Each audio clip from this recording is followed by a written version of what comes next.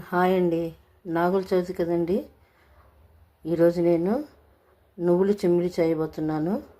నువ్వుల్ని ఇదిగోండి శుభ్రంగా బాగు చేసుకొని రాళ్ళు లేకుండా శుభ్రంగా బాగు చేసి పెట్టుకున్నాను. బెల్లం అండి, అదేవిధంగా పాలు, కొద్దిగా పాలు. ఫస్ట్ నువ్వుల్ని మిక్సీలో వేసుకొని మిక్సీ చేసుకోవాలి. ఇదిగోండి ఈ విధంగా నువ్వుల్ని మిక్సీ పట్టుకోవాలి. మరీ మెత్తగా కాదు, బరకగా మిక్సీ పట్టుకోవాలి. తర్వాత అందులో బెల్లం, కొద్దిగా బెల్లం వేసుకొని మిక్సీ చేయాలి.